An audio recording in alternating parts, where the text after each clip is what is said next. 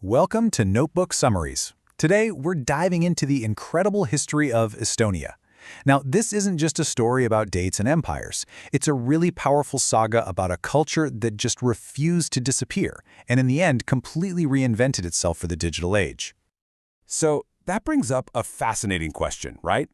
How does a nation with these incredibly ancient pagan roots, one of the very last in Europe to adopt new beliefs, end up becoming a world leader in technology and digital government? That question, right there, really frames Estonia's entire amazing journey. Okay, so to really get a handle on the Estonia of today, we have to go back, way back, thousands of years. Before all the crusaders and empires showed up, this was a land of thick forests and marshes, and it was home to this fiercely independent people whose whole culture was tied directly to the natural world around them. The sheer depth of history here is just astounding. It stretches all the way back to the end of the last ice age. So while these great empires were rising and falling down south, the people here were quietly developing their own unique cultures over thousands of years. From the hunter-gatherers of the Kunda culture to the folks building the very first fortified towns, it was a whole different world. And what really made them stand out was this commitment to their ancient pagan beliefs. By the 1200s, when pretty much all of Europe was Christian, this little nation was one of the last holdouts. You have to admire that fierce independence, but let's be honest, it also painted a giant target on their backs for the crusading powers of the day.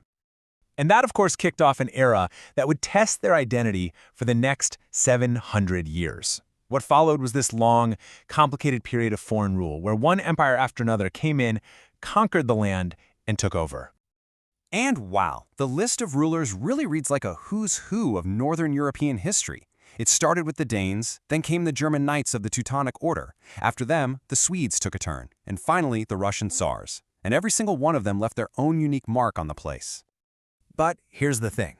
Even though the flags kept changing, for centuries one thing stayed the same. A German-speaking elite, the so-called Baltic Germans, were the ones who controlled the land, the government, and all the money. They were the ones in charge, ruling over the native Estonian-speaking peasants. And you can really see how different these rulers were. Swedish rule, for example, is still called the good old Swedish time because they focused so much on education and literacy. Then, under Russian rule, serfdom was finally abolished, a massive step forward. But that era also brought something called Russification, which was a pretty aggressive attempt to stamp out the Estonian language and culture. Now you'd think all this pressure from the outside would have just crushed their culture, right? Well, ironically, it did the exact opposite. It was like putting pressure on coal. Instead of breaking, it started to form a diamond. It ignited this incredible national awakening. And the spark actually came from the most unlikely place you could imagine, the German rulers themselves.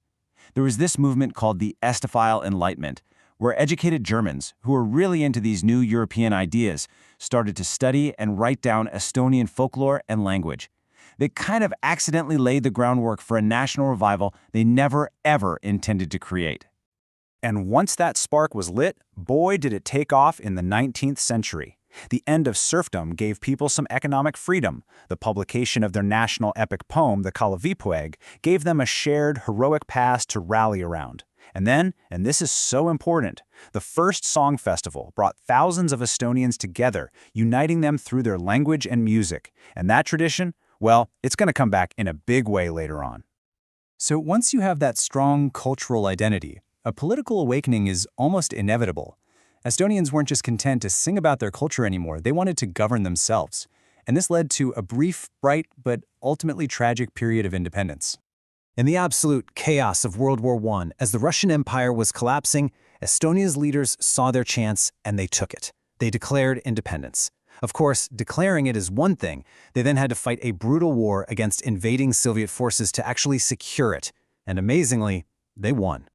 And those first 22 years of independence, they were like a golden age. The country was flourishing, there was massive land reform, arts and culture were booming, but all this progress was built on really fragile ground.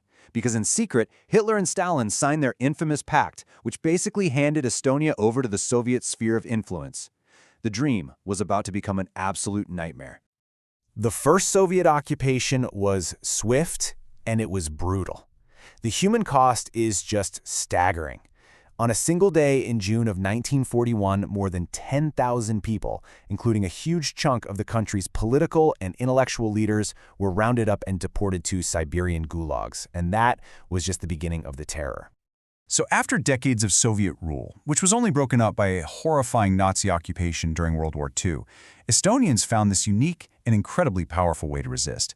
They decided to fight for their freedom not with guns, but with their voices. Remember those song festivals from the 1800s? Well, this is where they became a revolutionary weapon. The very same festival grounds where people once celebrated their culture now became sites of mass defiance. We're talking hundreds of thousands of people gathering to sing forbidden patriotic songs.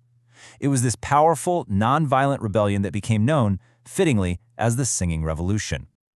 But this revolution was as smart as it was emotional. While all those people were singing in the streets, their leaders were playing a brilliant game of political chess.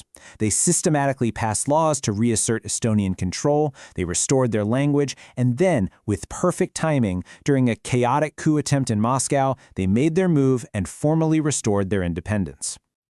So what do you do after you finally win your freedom back? Well, in the decades since, Estonia hasn't just rejoined the world stage.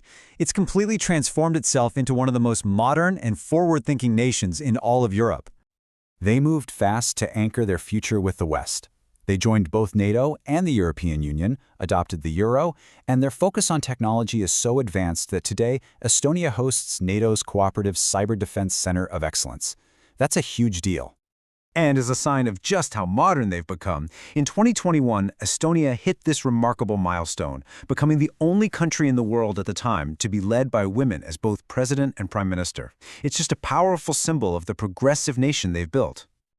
And that really brings us right back to where we started. From those ancient pagan roots to this incredible digital future, Estonia's story is just a masterclass in resilience and innovation. It really makes you wonder, what new chapters will this amazing nation write next? Hey, if you enjoyed this explainer, we've got a whole quick country histories playlist that you should definitely check out. And of course, if you found this interesting, be sure to subscribe to Notebook Summaries.